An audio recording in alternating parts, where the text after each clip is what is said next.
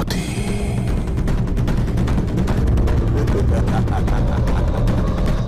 আমি তোকে ধুলিবাড়ির মৃত্যুক্ষেত্রে টেনে এনেছি অরুন্ধতী।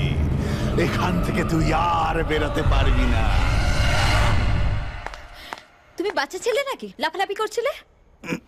বিশ্বাস কর, আমি লাফালাফি করিনি। করনি, ভূতে পেছন থেকে এসে তোমাকে ধাক্কা মেরে দিয়েছে।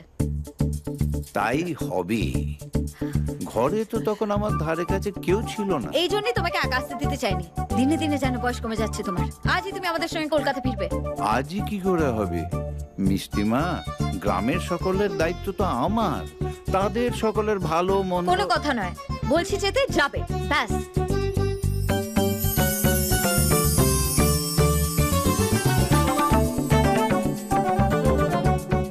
বলছি তো যাব, তবে দুদিন পরে। দুদিন পরে নয়, আজকেই যাবে, আর এখনই যাবে।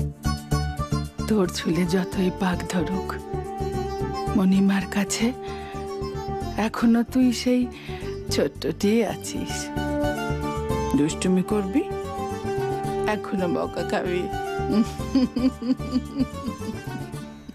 যাও, তৈরি হয়ে এসো। থাক মা, এই প্রথম তুমি রাজবাড়িতে এলে মিষ্টিমা। চলো, মণিমার আশীর্বাদ নেবে, চলো।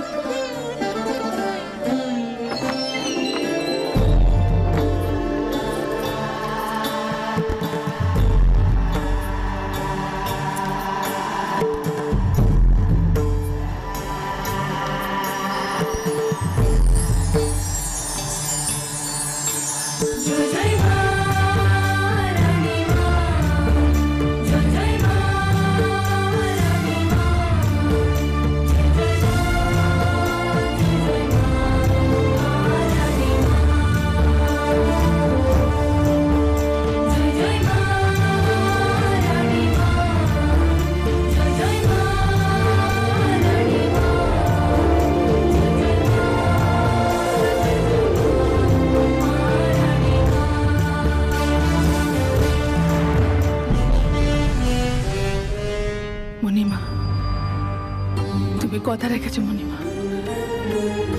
আবার ধুলিবাড়ি জেগে উঠবে, প্রাণ পাবে, সকলে জানবে মণিমা আমাদের সঙ্গেই আছে।